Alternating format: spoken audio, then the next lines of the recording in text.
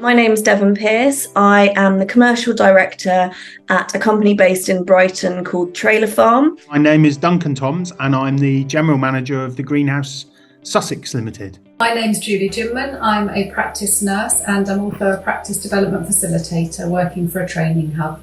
My name's Paul Rolfe. I'm the director of the Sussex and Surrey Institute of Technology. My name's Scott Monk. I'm managing director here at GM Monk Electrical Contractors. We are a video games agency and production company. So we do everything from creating video game trailers. We also create cutscenes and in-game content, anything that's basically not playable within a video game. Clients come to us and we create those things for them.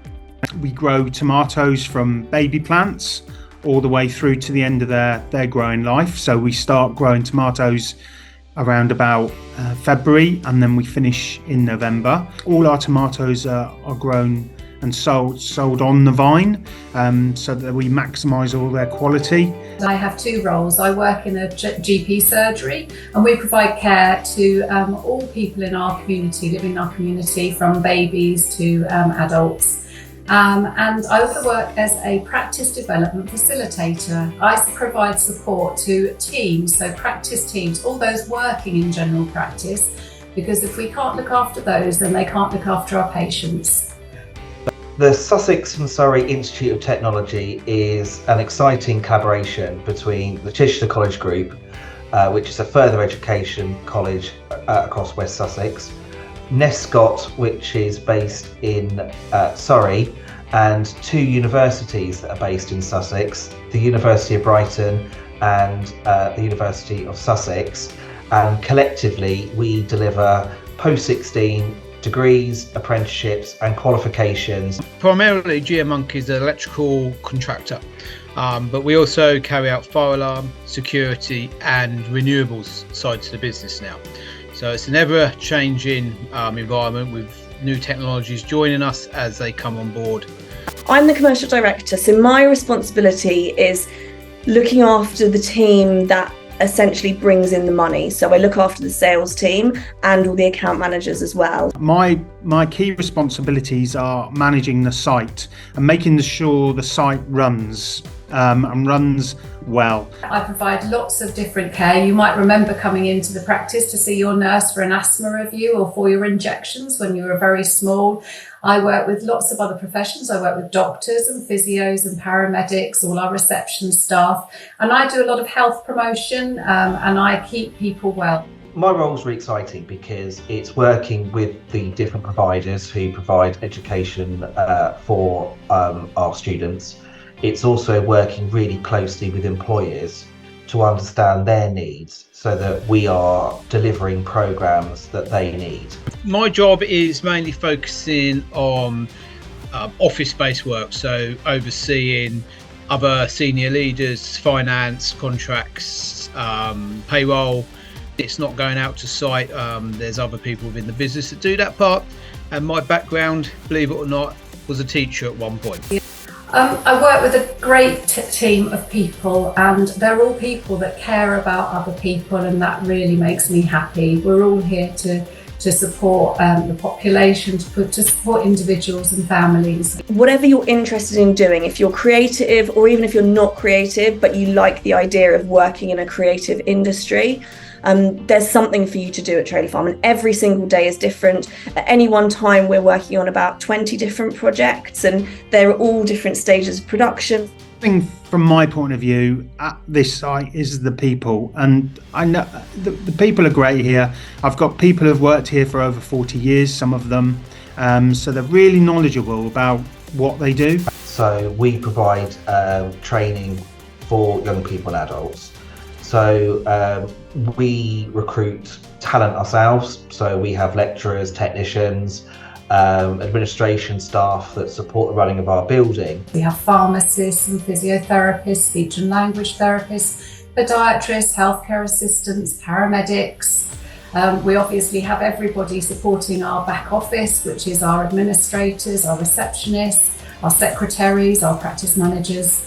There's a whole team that look after the patients. In our business, like all produce businesses, there's a huge range of jobs and opportunities. You've got the actual people who work in the crop themselves. You've got the growers and the production teams that work with really high-tech computer systems to manage the environments in the crops. So use a lot of science to grow those crops. You've got an operations team that run the nursery and run all the staff. We've got a pack house here on site. And in the pack house, I've got a pack house manager and his team who pack all of our tomatoes that we grow on the site and outload them to the supermarkets. I've got an engineering department. I've got a HR department. I've got finance. We've got a massive range of jobs, management jobs, supervisors. So we have about 11 members of staff now on the apprenticeship scheme, and they run from 16-year-olds to 25, 26, 27-year-olds. So we take a variety of apprenticeships on, and they lead on then to become an engineer. When you become an electrical engineer, it's you start off and your knowledge then always increases. So you may start off at the basic level, but then you progress to more site management where you're overseeing other electricians. And with that, obviously, the responsibility increases as well. I know there's a potential for growth. Most often, if you get your foot in the door, then you will be sponsored. There'll be opportunities, internal opportunities, and your manager will say, what would you like to do here? Even now, in my role, there are so many career development opportunities and different courses that you can go on. So you're constantly learning. I think in the NHS, you never stop learning. One of the absolute most important things, I think, for getting a job in this career, or even if you're coming from something else, is finding what your transferable skills are. So if you're working as a travel agent, are you really organised? Great, you can come and be a producer. Like that's a core skill that you need to be a producer. If you're working in a shop, have you got good customer service and sales experience? In which case, come and join my team and be part of the kind of account management and sales pitching team. So early career, we offer apprenticeships. Certainly, as I was saying about the range of jobs that we've got here, so maintenance is a really important industry on the site for us, and engineering apprenticeships are definitely something that we look at. Also, apprenticeships in the growing and production areas. So we're also used to working with people that have got different neurodiversities as well, and actually, those people are very, very welcome in games. That having a heightened attention to detail, or just knowledge, or just having a really, really creative mind and thinking completely differently to other people is something that is very, very welcome. We're always looking for talent to join us, and we take people on who are experienced. We take school leavers on, and we train them through apprenticeships.